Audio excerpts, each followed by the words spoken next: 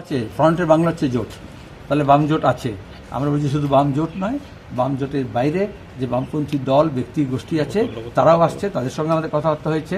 আমরা সব ঘোষণা করে দিয়েছি, আজকে কলকাতা গিয়ে প্রেস কনফারেন্স করে বলে দেবো। আর তারপরে আরও যারা আছে, সামাজিক বিভিন্ন সংস্থা আছে, পরিবেশ কর্মী আছে, সিভিল সোসাইটি আছে, তাদের সঙ্গে আমরা কথাবার্তা বলছি। তাহলে আমরা 6 ভাগের 5 ভাগ আসন ইতিমধ্যে আমাদের সহযোগীদের মধ্যে, বামফ্রন্ট এবং বাম সহযোগীদের মধ্যে আমরা বন্টন করে গেছি।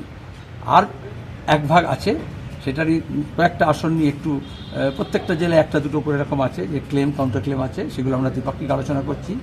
আর তার সঙ্গে আরও অনেক শক্তি আছে যারা আসতে চাইছে, তাদের সঙ্গে কথাবার্তা বলছি। কংগ্রেস কি সবার আগে, সব দলের আগে বামফ্রন্ট প্রস্তুত।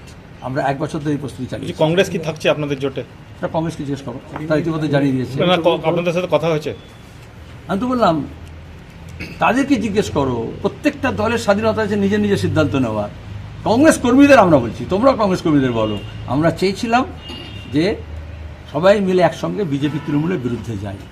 এবার কংগ্রেসের নেতারা এআইসিসি পিসিসি যদি সিদ্ধান্ত আলাদা নেয় সেটা তাদের ব্যাপার।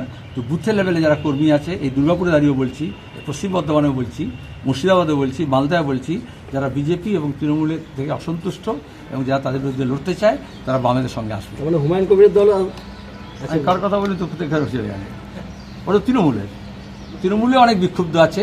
তারা এবার ঠিক করবে তারা কংগ্রেসে যাবে না বিজেপিতে যাবে না, আলাদা লড়বে না আমাদের দিকে আসবে, তাদের ঠিক করতে হবে।